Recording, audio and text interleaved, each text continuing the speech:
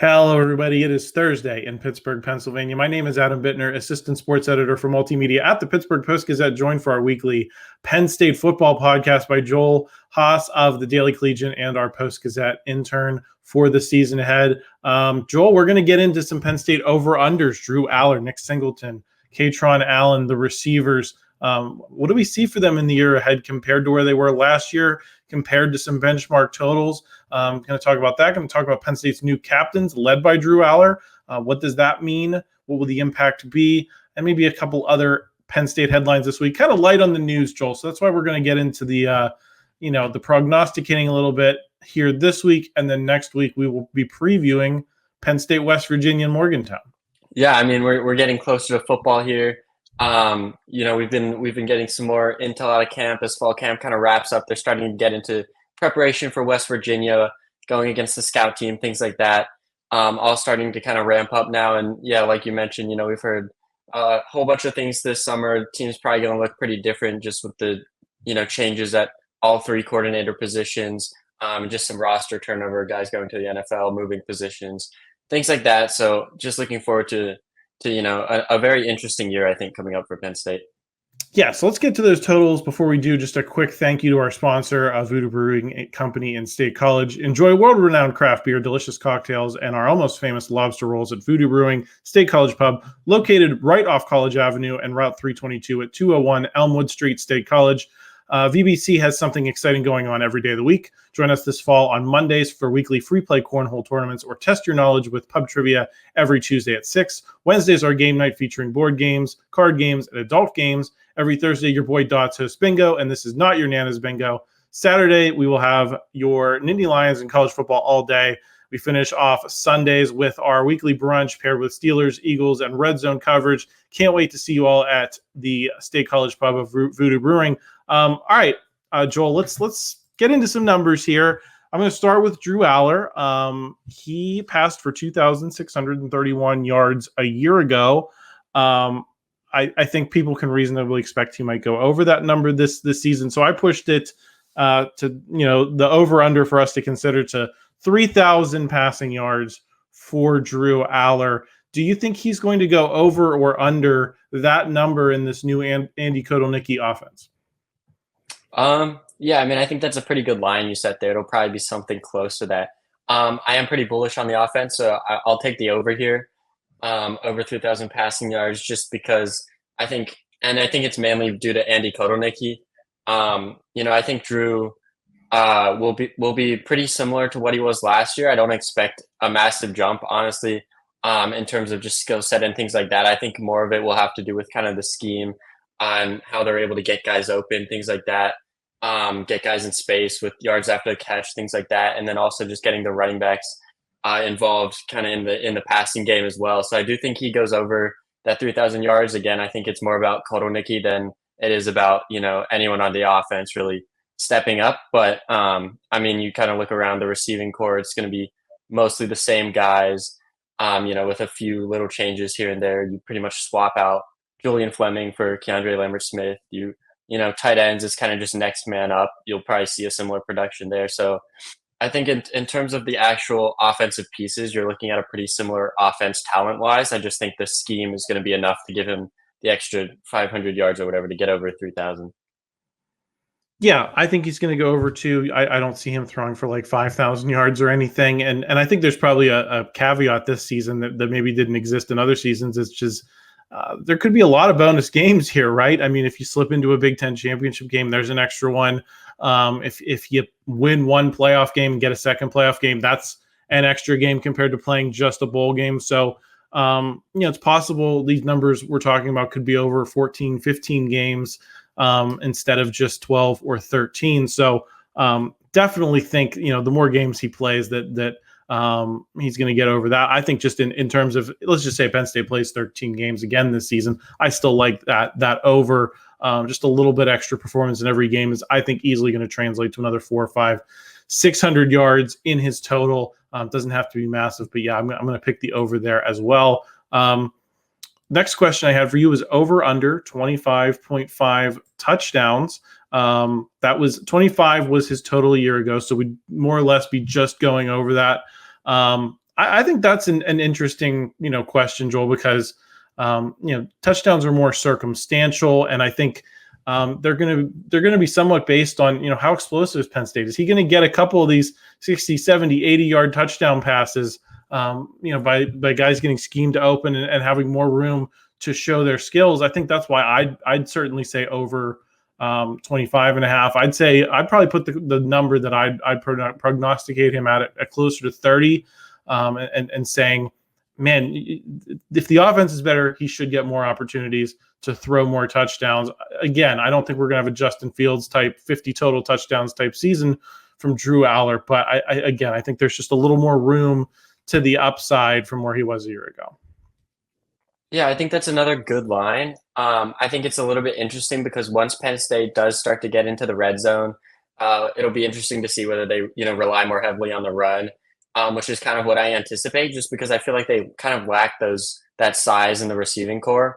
They have the tight ends, obviously, that they can go to down in the red zone, but in terms of wide receivers, and I felt like kind of an issue last year, they're a bit smaller, just less physical guys who might have trouble getting open in that short yardage situation. So it'll be interesting. I feel like they might rely more heavily on the run there, but again, they've got the tight ends, and like you mentioned, those explosive plays that Kotelnick is supposed to be bringing in from Kansas.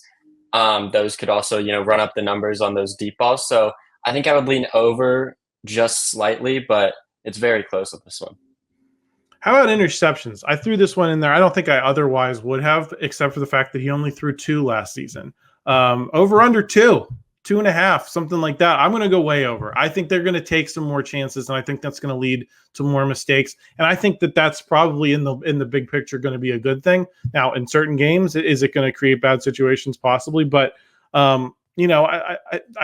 and that's what we've been talking about all offseason, is that he's got more confidence, and it seems like they're more willing to let him, just kind of ball out there. And I'm not going to compare him to Brett Favre or anything, but I think there's a big difference between where he was last season, where they were so risk averse that you only throw 2. I think 2 interceptions ultimately is a bad thing, Joel. Everyone talks about it being a good thing. I think if you're being too careful on offense, then you're limiting, your ability to go out and beat good teams. And I think that's what we saw from Drew Allar last season, was just didn't have the freedom to kind of make plays with that big arm that he has and all of that natural talent. You can get a system guy to throw 2 interceptions in a season, in my opinion. That's not to, I think it's a good thing that he is not, taking too many risks, but I think there's got to be a happy medium between where he was a year ago and where, you'd like to see him be. Yeah, that's the stat that people love to throw around, right? The 2 interceptions. Probably, you could argue that touchdown to interception ratio was Allar's best stat last year. I think it was the second best in the country among qualified passers. But yeah, for legal reasons, I'm 20. I cannot sports bet in the state of Pennsylvania. So I wouldn't be able to actually make this play. But if there was an offering for over 2.5, I would be hammering that. I would be putting my life savings on over 2.5. I just think, I agree with you. I think it'll be well over that this season. Part of it has to do with, again, the explosiveness. The more big plays, the more you're throwing downfield, just the more likely you are to have turnovers. And that 2 interceptions, I think, was a little misleading last year, just because there were some turnover-worthy throws that I think were kind of dropped. That number could have been maybe 5 or 6 last year. And that, honestly, is just kind of an anomaly to throw 2 interceptions throughout 13 games of playing, regardless of how careful you are with the ball. I do think it goes well over. I think, maybe 7, 8, something like that this season is realistic. Yeah, and to be clear, I would say 7 to 8 is a healthy middle ground. I think if you start getting into double digits, 12, that's too many. I'm not saying that I want to see him throwing that many, but somewhere in between reflects that you're taking more risks and attempting more of the explosiveness. And so, yeah, I think that is a good number to peg it at. We'll be interested to see if and when he hits that number compared to where he was last season. All right, Joel, let's get into the running backs. Kaytron Allen, Nick Singleton. Will either one break 1,000 yards this season? Will both of them break 1,000 yards this season, or will neither of them break 1,000 yards this season? Yeah, that's another good one. I think I would say, if I had to pick, Nick Singleton goes over 1,000, Kaytron goes under 1,000 this year. I know last year was the opposite, where you had Kaytron beating Nick out, and then their freshman season it was Nick. So they've kind of alternated back and forth a little bit. I think Nick jumps back in, jumps ahead, because again, what we've heard from Kotelnick is the same kind of patterns of explosiveness, getting his best players the ball, getting them the ball in space, things like that. And I think that all benefits Nick Singleton just with his home run hitting ability, his ability to have those huge chunk runs that we didn't really see last year. I think that'll kind of come back this year for him. So I think he does surpass 1,000 yards. I think Kaytron again could get close. I mean, we've seen over the past couple years they've both been right in that range, a little bit under. I think Kaytron could get close, but I just don't think there's really enough plays, enough yardage to go around where you can have both of them reaching that 1,000 yard mark. But I do think Singleton will get it this year. Yeah, I mean, we know even with when Penn State has a bell cow running back, getting 2,000 yards on the ground is a difficult thing to do. And how many snaps are those guys going to play? Not just because of them taking snaps from each other, but because I think there's going to be some pressure on James Franklin to get some of these other guys some looks later in games that they're well ahead. I think most days you'd like to see both of those guys be out of the game midway through the third quarter.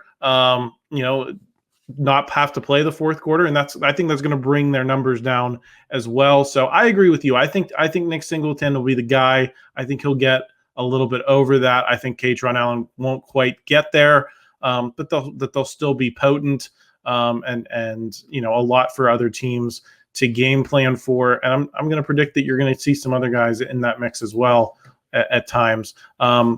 On the touchdown front, those guys combined for 14 on the ground last season. You mentioned that you expect to see more of those guys in the red zone possibly, and more red zone opportunities. Do you think that translates to more than the 14 touchdowns that we saw from them a year ago? Oh man, I'll say yes. I'll go over. Another close one. I feel kind of bad taking the over on pretty much all of these, but I just do feel like the offense will be much improved this year. Again, I go back to the explosive plays, which weren't really there last year. I mean, if they were able to put up those numbers last year without really having, I think their longest run between the two of them was like 30 yards, something like that.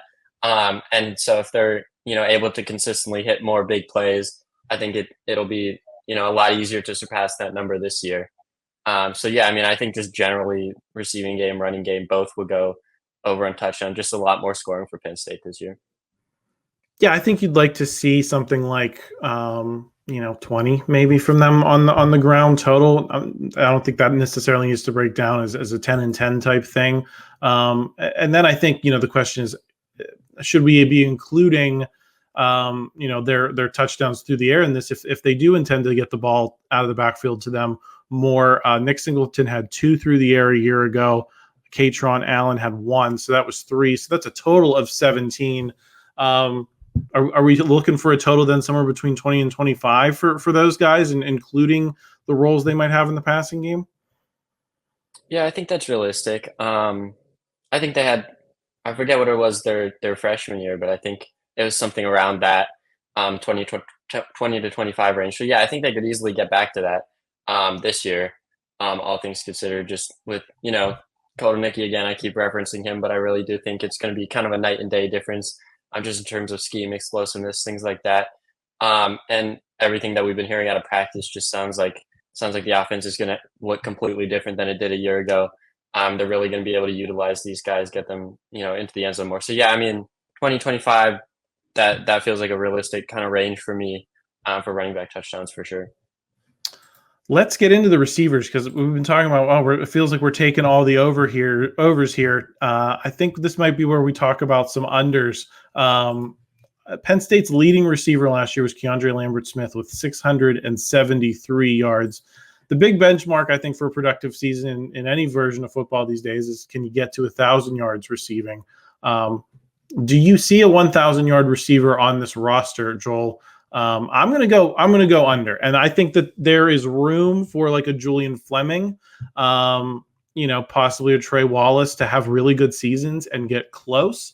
I think the biggest reason that I'm going to say under is because I think this Andy Kotelnick offense is going to be about getting as many different people as possible the ball, and I think it's going to be hard for any one receiver to stand out in the way that like KJ Hamler did or Pat Freiermuth during that season when those guys got like practically all of the targets.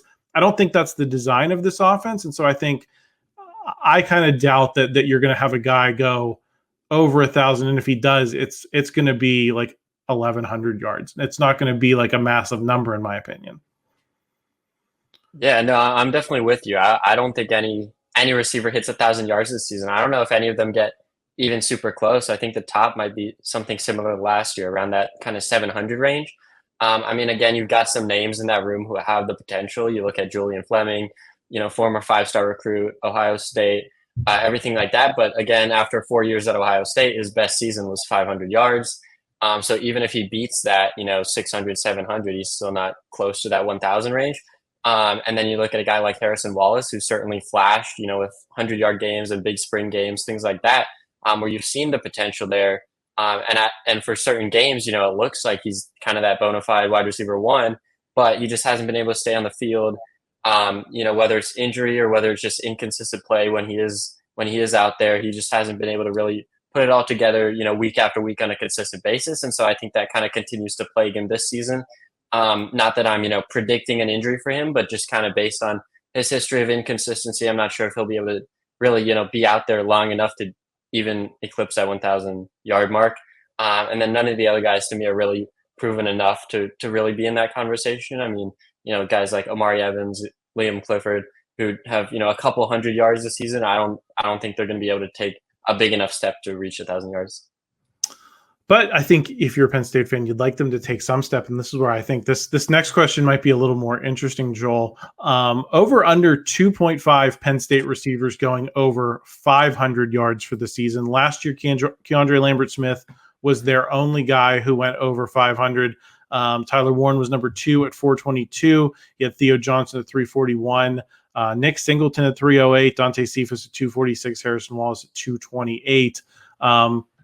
I think that's the crazier one to me, Joel, because I think you can make a case for Julian Fleming, like you just mentioned.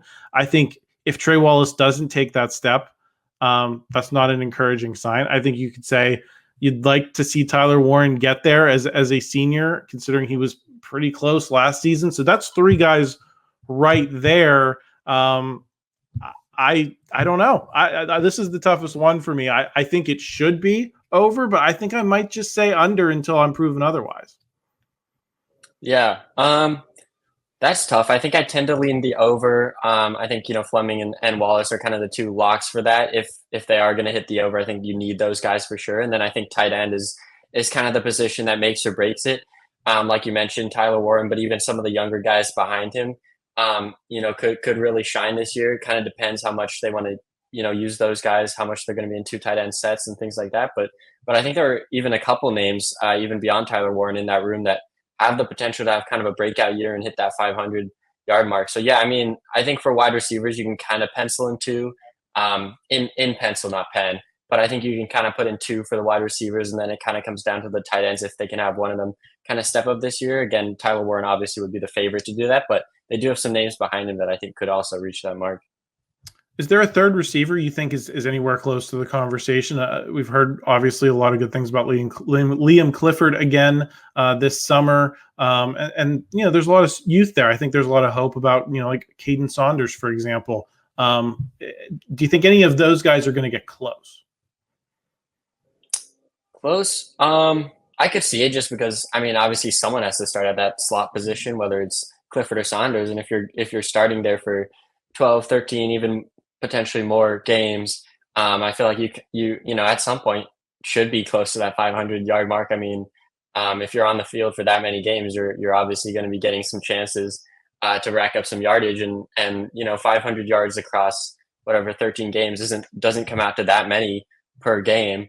So I think it's definitely doable for whoever it is that ends up in that slot position. I think the only thing that could hurt them is if they decide to switch out who starts at that position. So if they're going, Liam Clifford one game and then they switch over to Kaden Saunders and then, maybe someone else gives it a shot, then you're kind of splitting the reps. And then I think it's a lot harder for anyone to hit that 500 mark. But if they kind of stick with one guy throughout the season, then I think it's a lot more likely that whoever starts in that slot is going to hit 500 yards. To wrap things up on defense, obviously the big headline for that unit, beyond the coordinator change, is Abdul Carter moving, to the edge. Do you think he's going to get over under 9.5? That was the number I set on sacks. I think that's a really interesting one, because Micah Parsons in his last season at Penn State, I'm looking at it right now, had 5 sacks.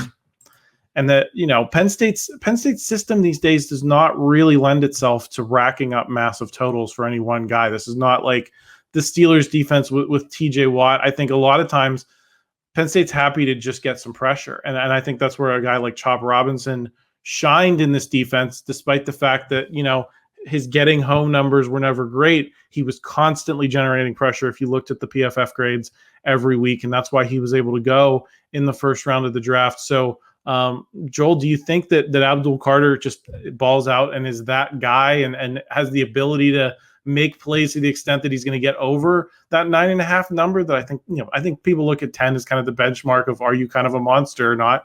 Or do you think that the way Penn State plays defense is going to hold him back at all?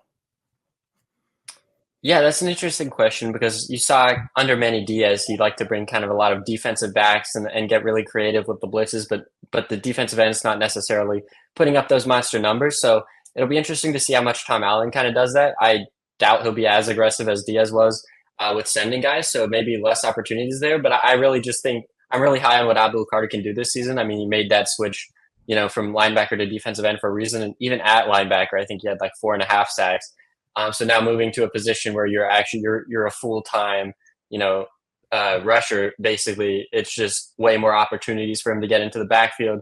And I mean, you just look at him, at practice and anytime we get to talk to him at media, the confidence he has, just the way he goes about it, just the sheer size, everything like that. I mean, I just feel like, he's going to be probably Penn State's best player this season. And again, that number 9.5, pretty high. And like we mentioned, it's been, there's some guys who have come through Penn State recently, like Chop and Micah, who weren't able to surpass that. But I just think with the skill set he has, he's more likely than not to pass that number.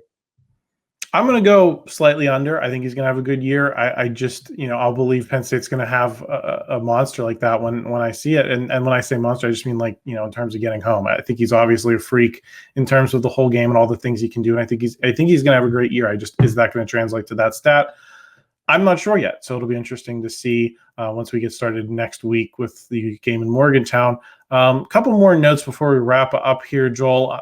Penn State announced their captains this week. It was Drew Allar and Nick Dawkins on offense, Kevin Winston Jr. and Kobe King on defense, Riley Thompson and Dom DeLuca on special teams.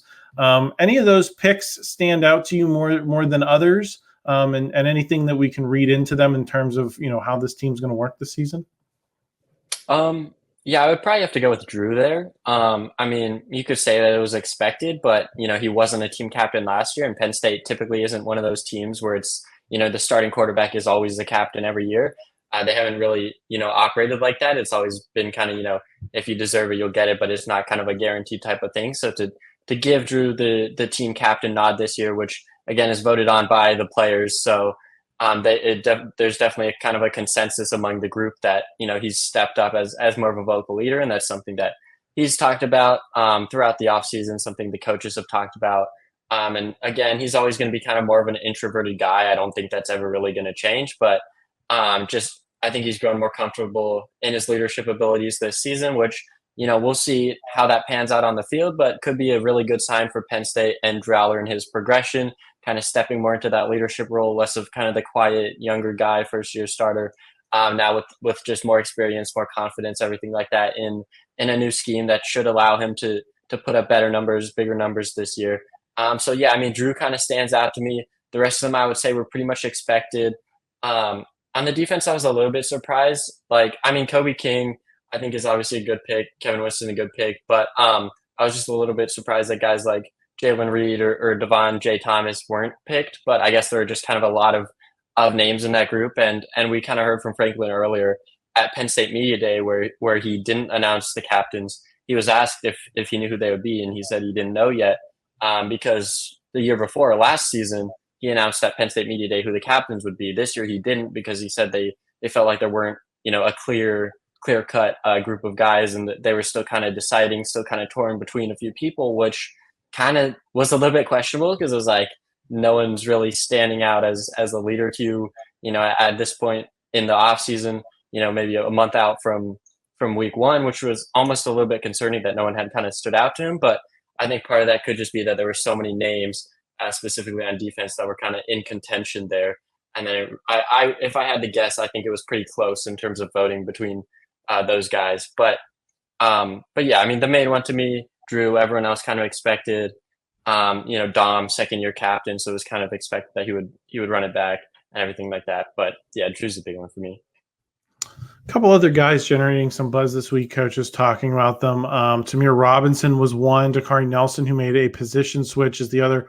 What did you hear about those guys, and what impacts could they potentially have on the season ahead? Yeah, Tamir Robinson's an interesting one. Just because we didn't see too much of him last year, and I think we're kind of expecting to see more of him. He came in with Tony Rojas, and they were kind of a dynamic duo there. We heard the TNT nickname for Tony and Tamir, and then we got to see Tony Rojas kind of light it up on the field when he got in garbage time with some really impressive play. We didn't really see as much from Tamir, but yeah, we've heard that he's kind of been developing well over this offseason, so he's another guy who was a highly rated recruit who could factor in this year at linebacker. There's kind of a lot of moving pieces, with Abdul switching sort of to defensive end. He'll be kind of going back and forth, according to the staff. And then you lose Kavion Keys, who was dismissed. And just kind of some moving pieces around that linebacker room kind of clear the way, I would say, for Tamir. And then, like you mentioned, Dakari Nelson making the move from safety to linebacker as kind of another body, adds some more depth to that linebacker room. And Franklin mentioned that linebacker they thought was getting pretty thin in terms of depth before that. So that's part of why they wanted to make the move. And then also just the size that he was putting on, getting up to like 220 pounds now after arriving on campus at, I think, 203. So he just kind of outgrew the safety role, and they did kind of need some more help at linebacker. So that's kind of, I think, why those moves were made. But yeah, I mean, look for those guys to play a role this season, just with kind of some of the guys departing from the linebacker room. Those guys can definitely, they have a shot to move up the depth chart, maybe make their way into the 2 deep. Yep, it'll be fascinating to watch. Well, Joel, that's all we got for this week. Next week, the season will be here. I'm looking forward to breaking down this big game to start the season. Big noon Saturday down in Morgantown, West Virginia, close to most of our listeners here in Pittsburgh. So, Joel, looking forward to it. I will talk to you again next week. Everyone else, please make sure you subscribe. We've got a lot more Steelers content coming your way this week ahead of the preseason game against the Lions, North Shore Drive on Friday. And we'll have some stuff post-game Saturday. So make sure you're subscribed. If you like this video, please pop a like on the like button so it helps us out in the YouTube algorithm. We always appreciate that. And that's my spiel. Talk to you guys again next week.